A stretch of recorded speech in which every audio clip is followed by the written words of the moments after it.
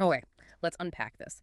Have you ever looked at a painting and felt like it was looking right back at you? Maybe challenging something deep inside? Today, we're diving into exactly that kind of masterpiece. Édouard Manet's Le Déjeuner sur l'herbe, you probably know it as the Luncheon on the grass. You've likely seen it, but our mission today is, well, to peel back the layers, uncover its truly revolutionary core. We're going to explore why this painting caused such an absolute earthquake in its time and, why it continues to fascinate, provoke, and challenge us even now. We've pulled together a real treasure trove of research, detailed analyses, some surprising insights actually, all to give you a shortcut to understanding a pivotal moment that, frankly, changed art. Fundamentally changed how we see it. And this isn't just dry art history, it's about how art can hold a mirror up to our own expectations or perceptions. So, okay, picture Paris in 1863. Napoleon III's in charge, and Baron Haussmann is just dramatically reshaping the city, carving out these grand boulevards, huge new parks. And the painting setting, the Bois de Boulogne, that was a Parisian suburb, a place for fashionable leisure, sure, but also a real melting pot where different social classes mixed. Right. It wasn't just an idyllic park scene. Exactly. And Manet himself often sketched there, but he wasn't looking for, like, a romanticized, pretty picnic scene. He approached it with this really cool, almost detached perspective, aiming to capture the underlying social and class tensions of the era. And what's truly bold here is how Manet deliberately twisted traditional art forms. I mean, for centuries you had history painting, right? These grand, heroic narratives, perfect, idealized figures. Then there was genre painting, depicting everyday life, usually with a warm, maybe humorous touch.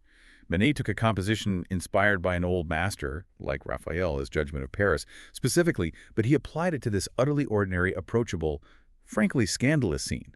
So the result of mixing something so refined, so classical, with something so everyday and even vulgar, it created this really striking, almost confrontational aesthetic tension. Yeah. He wasn't just breaking rules, he was like smashing them. And here's where it gets really interesting, isn't it? You have a naked woman sitting there, perfectly casually, with two fully clothed men dining outdoors. This combination was, well, to put it mildly, absolutely unheard of. It wasn't just unconventional, it was shocking.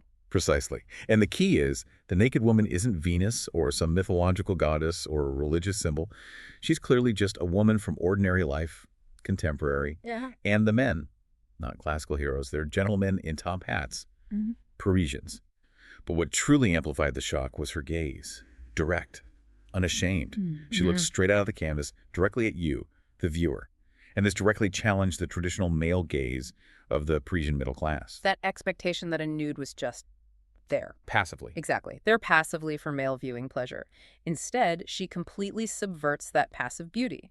And in doing so, she powerfully exposes the underlying power dynamics between class and gender in a way no one had really dared to before. And I read he didn't even use professional models for this. That's right. He actually sketched on site, which gives the painting this profound sense of improvisation, immediacy, Right. that instant visual impact, contributing to what some critics call a gaze fissure. A gaze fissure. Yeah, basically a crack in our expected way of seeing, a deliberate break in the visual harmony. It instantly disrupts what you think you're supposed to be seeing, how you're supposed to react. All right, let's really get into the painting itself then, because one of the most talked about aspects of Le Déjeuner sur l'herbe is its strange, almost unsettling sense of space and dimension. It just doesn't feel right. It absolutely breaks all the rules of traditional perspective. Think of a classical painting. You expect this clear, logical progression from foreground to background, everything perfectly sized. But here, that woman bathing in the background, she seems entirely out of proportion to the figures in the foreground. She looks way too big, doesn't she, for how far back she seems? Exactly. Way too big. And Manet used this largely flat, almost monotonous green grass base. It pushes everything forward, creating this paradox where the painting feels both flat and deep at the same time. Huh. It's like a stage set where everything seems pushed right to the front, even things meant to be distant. So why would he do that? What's the effect of that kind of flatness? Well, if you look closely at the figures, their clothing, their skin, it's handled very roughly, almost unfinished in places, with these deliberate erasure marks. Erasure marks, like he wiped paint away. Kinda, yeah. Places where he seemed to adjust or wipe away paint, making them almost semi-transparent. They sort of merge with the surroundings. It blurs the boundaries, makes it hard to tell where the human ends and the scenery begins. And what's truly surprising is the painting's visual weight. If you analyze where your eye is actually drawn, The areas of highest density, intense color or detailed forms, they aren't in the traditional center. Where are they then? They're down in the lower left, around the woman's foot in that crumpled dress, and then up in the upper right with the background bather. Manet intentionally pulls your eye away from the center. He makes you work harder, scan the entire piece. It's a subtle rebellion against how paintings were supposed to be viewed. That's fascinating. So he's actively making it harder for our eyes to just settle comfortably? Exactly. And there's also this fascinating interplay of symmetry and asymmetry. You see the two men, their poses, their identical hats. They create this weak, almost subtle, symmetrical structure. Okay, yeah, I see that. But that's immediately disrupted by the strong asymmetry of the figures themselves, the uneven grass textures, the whole background. It gives you this initial moment of visual stability, then deliberately throws it off balance, makes the painting feel alive, dynamic, maybe a little unsettling. So what does this all mean for how Manet uses light and color? Because, like you said about the space, the light doesn't feel natural either, but it definitely feels deliberate. Oh, it is entirely deliberate. Manet completely moved away from that soft, natural, diffused light you expect. Instead, he used light almost like a sculptural element, like he was carving with light. He created these really strong contrasts, for example, on the naked woman's skin. It's almost harshly lit. Like a spotlight? Kind of, yeah, those intensely bright points of light, like on her arm. They aren't meant to be natural sunlight. They're what some call light break points, marked by the painter deliberately to interrupt visual continuity. They literally stop your eye. And similarly, shadows, which traditionally define form and create depth, sometimes they're completely omitted or just replaced with flat black. Wow. Which really disrupts our perception of three-dimensionality. It forces us constantly to reevaluate the depth, the space. It's like he's flattening the world, even with the light. Precisely. And then there are the color breaks. You notice them, these vibrant, almost jarring blocks of orange, red, purple, just dropped within the uniform green grass. Yeah, they really stand out. They don't look like flowers or anything. No, they're not realistic environmental colors at all. Yeah. They're more like catalyst for emotion. And for those viewing fissures we talked about, they appear almost like accidental stains that guide your eye in unexpected ways between the grass and the bodies, forcing a different kind of visual rhythm. And look at the bather in the background again. Her skin, the water reflection. There are no smooth transitions. It's fixed with just 2 or 3 heavy strokes of paint. It's abrupt, stiff almost. Right. And that effect makes you realize, okay, the reality I'm seeing isn't natural at all. It's entirely shaped, manufactured by the artist. He's showing you the strings. Let's talk about maybe the most impactful element, that woman's direct gaze. It's truly confrontational. Feels like she knows something we don't. But what's truly groundbreaking here is how Manet completely rescripts the viewer's role. The naked woman's direct gaze becomes the active center of the canvas. She stares straight at you, the viewer, reflects your gaze right back. So it flips things. Completely flips the traditional passive role of the nude, who is just supposed to be an object to be seen, admired. Meanwhile, the men's gazes are sort of multidirectional. They show this mix of curiosity, maybe detachment from the naked woman. It creates this dynamic network of gazes that implicates everyone, including you. So she's not just an object to be admired. She's making us feel something, making us aware of looking. Exactly. And this creates what's been called an ethical shock. Manet's act wasn't just an aesthetic challenge. It was a real test of middle-class moral notions at the time. Suddenly you, the viewer, are being watched. You experience this ethical dizziness of being scrutinized. That feeling of being caught off guard. Yeah.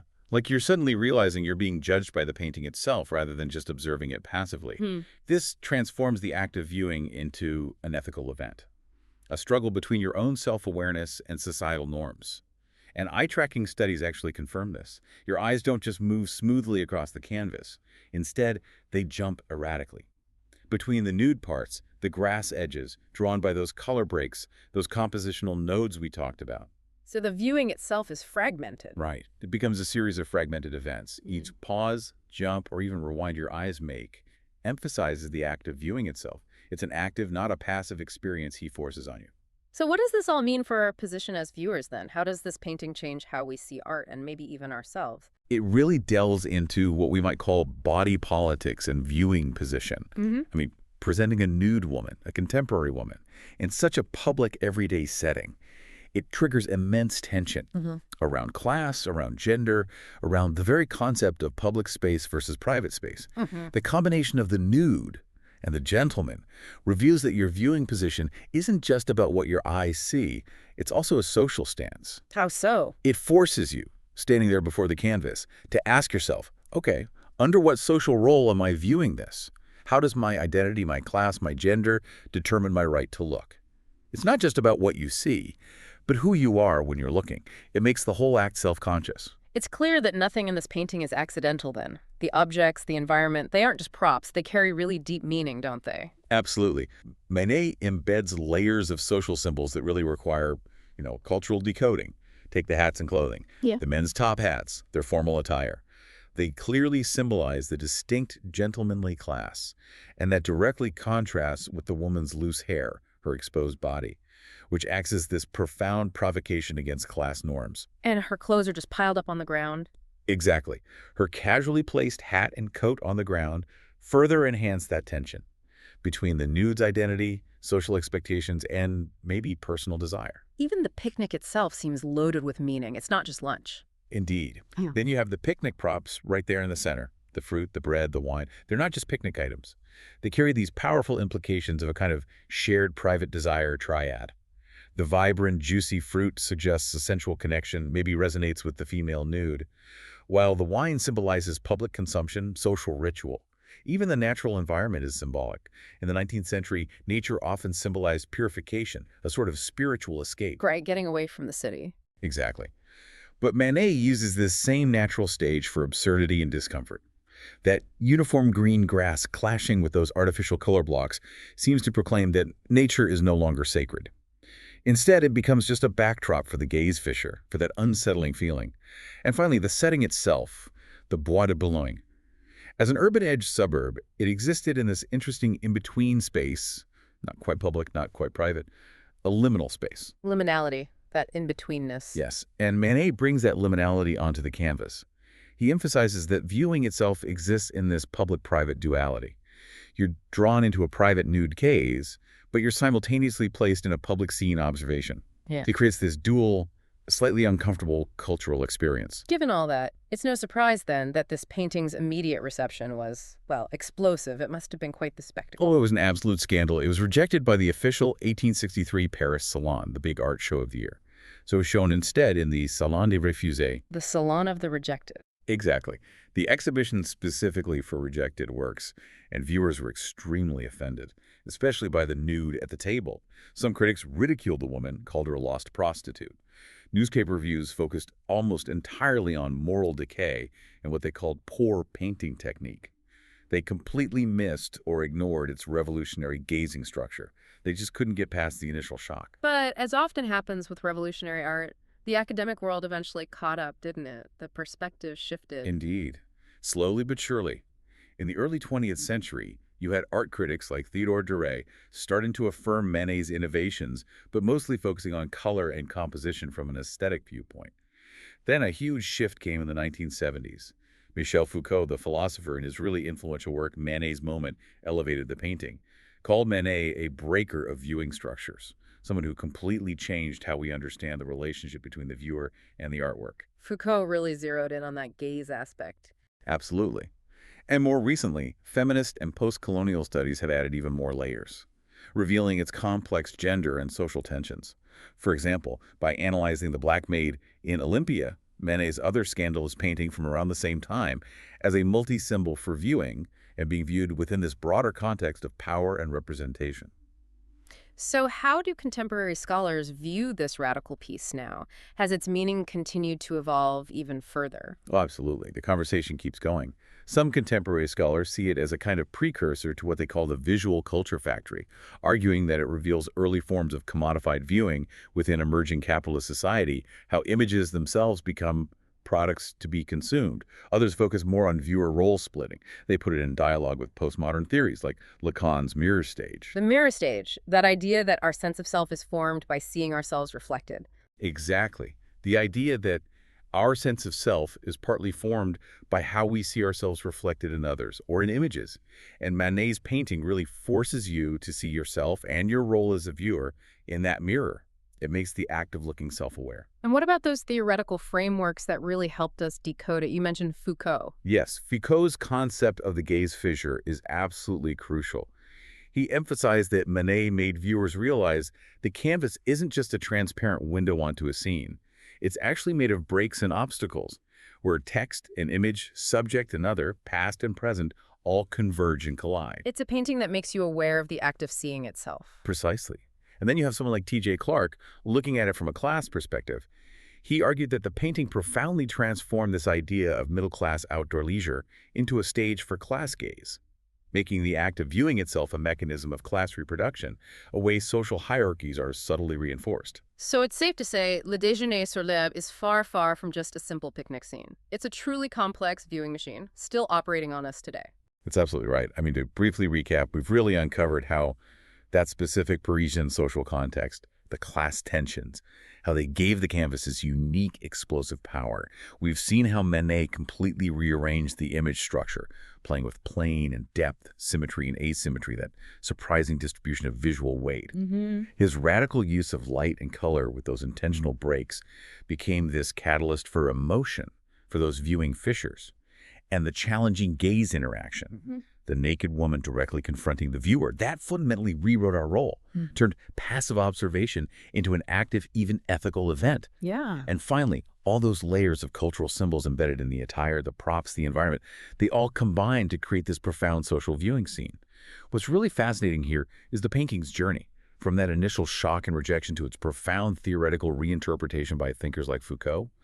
It truly highlights its enduring impact. As Foucault famously suggested, Manet helps us see not just the figures in the painting, but our own position, our own limitations when we view. Which really raises an important question for all of us, doesn't it? How many other seemingly familiar images out there might be quietly challenging our perceptions, inviting us to delve deeper into that complex relationship between what we see and who we are?